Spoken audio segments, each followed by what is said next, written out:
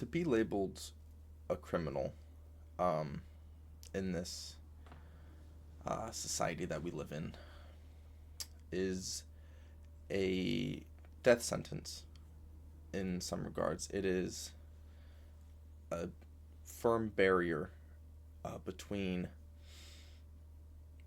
us and them. It is used to label individuals who more often than not never really got a chance to explain themselves or have the same opportunities as their counterparts, and it's just really sad to see if you're on the outside, if you are quote unquote free, um, and to be able to learn more about how incarcerated individuals are treated, especially in America, where we have the highest incarceration rate in the world, despite only having like 5% of the population. We have about a quarter of the prison population. To be able to read about it, learn about it, is a very special deal, especially for a lot of people, because they don't really know. They might just subscribe to these ideas that a criminal is a criminal and they deserve to be punished. But that's not right. That's not right. You there needs to be rehabilitation to help them see either where they went wrong, or just to be able to be there to listen. Um, I have the opportunity this semester to take a class to learn about mass incarceration, incarcerated individuals in America, learn about how the prison industrial complex works in America, and I've had the very fortunate opportunity to read prison literature, the first of which is A Place to Stand by Jimmy Santiago Baca, who was sentenced to a maximum security state prison in Arizona for 5 years for a crime he didn't commit based on the charges that they gave him. But he was basically forced to plead guilty, otherwise, the DA would send him away for much, much longer than 5 years. And A Place to Stand is his own autobiographical telling of his story, of his life. So it's a bit different than the usual fiction that is covered on this channel. But I believe that it is very, very important to talk about. If you are going to do a memoir or an autobiography, then especially one of this nature, then you really need to give context to where these people are coming from, and where this marginalized community is coming from, and what's happening to them, and how so many members become incarcerated and join this community through other marginalized groups. So A Place to Stand, he is Latin American. It goes about his life and his upbringings in New Mexico, very, very poor community in New Mexico, and the misunderstandings of his father, the alcoholism, and how his mother dealt with that, and how she left them, and then how his siblings dealt with that, and how they were split apart once they left, and his time of growing up in the 60s and the 50s, and being in jail in the 70s, and being able to read about his experience in prison in the 70s. In some ways, there's a lot of difference. You might find that they had a lot more freedom back then for certain things, and in a lot of ways, it's the same. It's the same, and if things continue going, progressing this way, then it will always be the same. But I mean, if you this is a call to read about prison literature and to understand how, the justice system works a lot of the time for these individuals, how they are not given the same accommodations just because of their skin color or their gender, or or where they grew up or how poor they are, and to understand that when prisoners suffer, the general population suffers, because once their rights are deemed, to be taken away, then so too can ours eventually. At least be cracked down upon. A Place to Stand by Jimmy Santiago Baca. Well, I guess I'll put in, he is a poet. This is another one of his works, Immigrants in Our Own Land, and Selected Early Poems. I've also had to go through this for the same class. And to be able to read his poetry, and then be able to read about how he went from an illiterate individual who didn't know how to read at all to a flourishing poet who won the National Endowment of Poetry Award, Vogelstein Foundation Award, National Hispanic Heritage Award, Berkeley Regents Award, Pushcart Prize, Southwest Book Award, and American Book Award. To be able to read about it and see it through his eyes is special, in a way that, fiction doesn't always accomplish, because you're like last week, or not last week, but the last video, how I talked about Cat's Cradle, and how Vonnegut talks about like cults in America, and how humans are seen as just very individualistic, going to a community that is centered upon fear, despair, hopelessness, into a system that is meant to break you down into less than a human. It's important to be aware about these things. If the worst crime you can do is being ignorant of them, especially since you might say, I'm not a criminal, I'm not going to get arrested. That's not necessarily up to you, is it? It's not necessarily up to you at times. I would like to read a couple sections from him. This is when he spent within his 5-year stay at the maximum security state prison, he went against the system.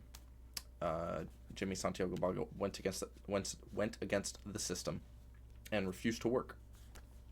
He refused to work for a long time, and why not? Why just because you're getting paid 12 cents an hour doesn't mean that you have to do the work. It shouldn't mean that you have to do the work. You should just be able to serve out your sentence day by day, as he was, because there was no parole option for him, and get out. And yet the warden didn't like that. This starts on page 130. Suddenly I lost hope, and I could never get it back again. My soul broke. It died. That day I became a criminal. That day I had no more hope. I knew when the punishment was enough.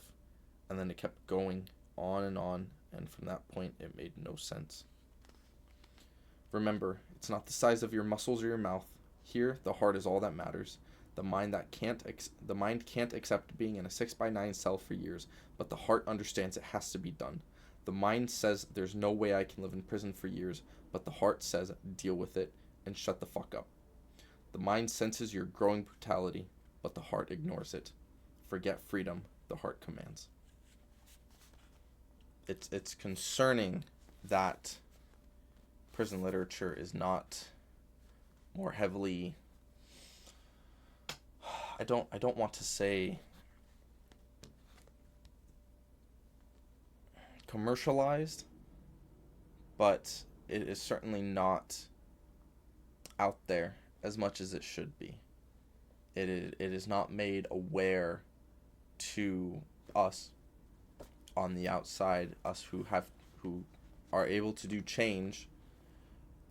Is not, it's disappointing, to say the least. And you really do have to go out of your way to find these pieces, to look for them in literary journals that maybe focus on prison literature, or what about women's prison literature, because that's an entirely separate category for them. Quick side note, I didn't realize that I didn't read any of his poetry to you, and I feel like that would be a very big disservice to him, considering that he is a poet.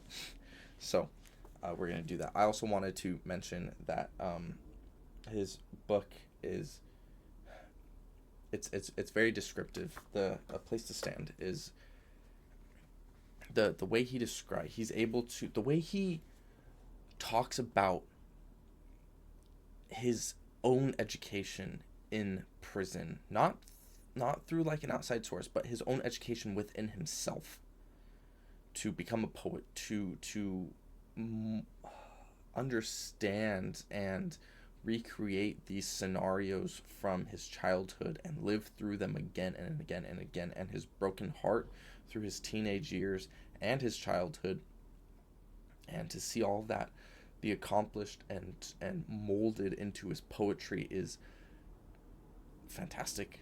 It's beautiful. It's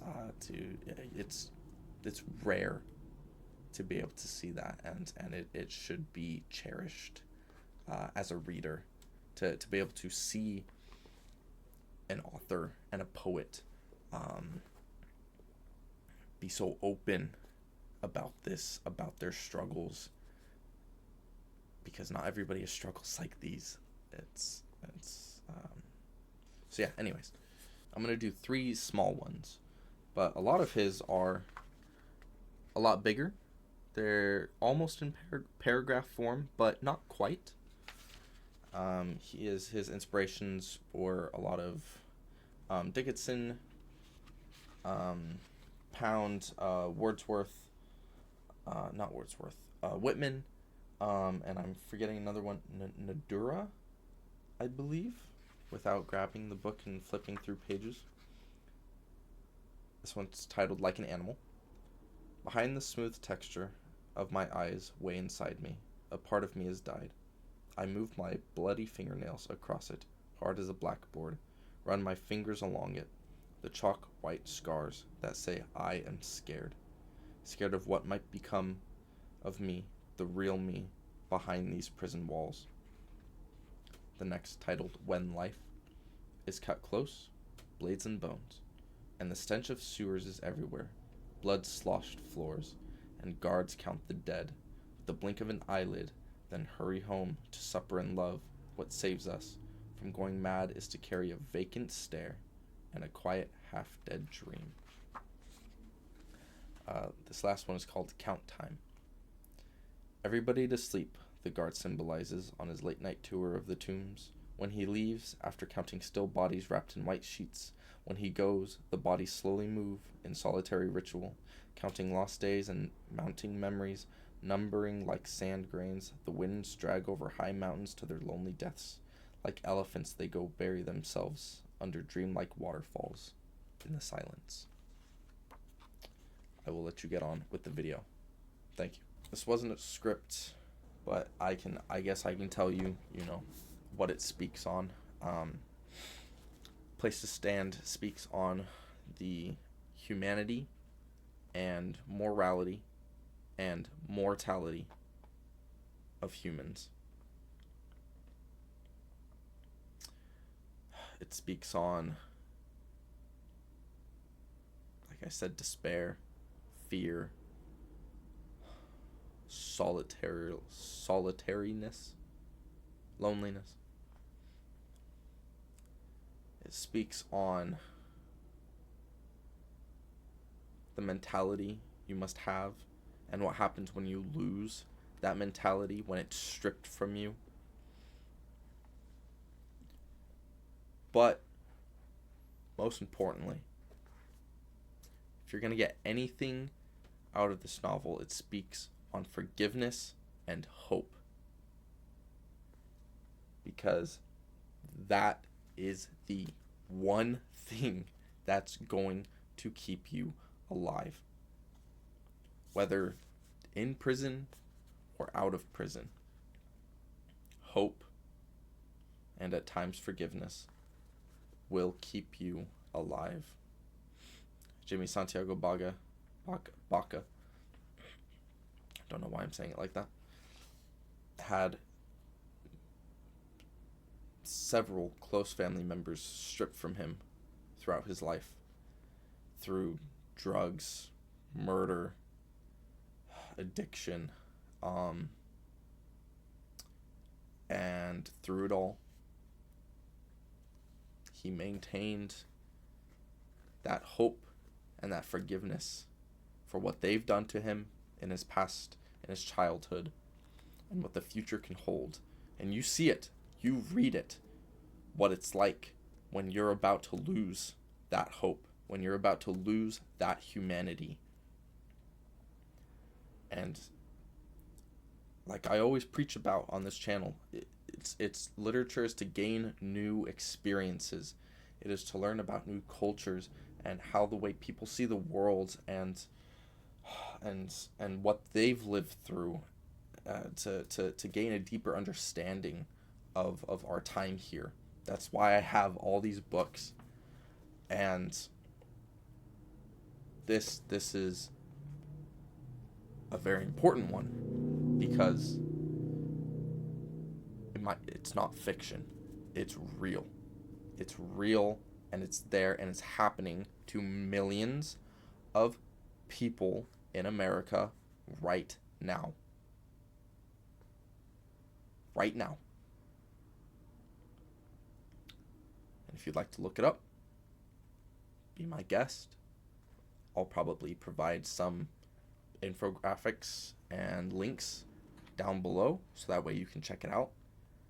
But if you want to gain experiences besides yourself, A Place to Stand is a great start by Jimmy Santiago Baca. Please, I finished it in two sittings because I just couldn't put it down.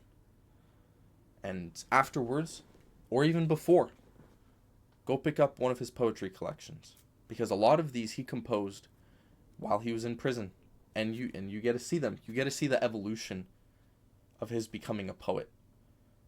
And that, I think, is something that is truly, truly special. So, once again, didn't make a script, but that's okay. I'm not worried about it. I hope that somebody goes out and decides to learn of a new experience from somebody on this earth today. So, thank you so much. And I hope you guys have a great day. Goodbye.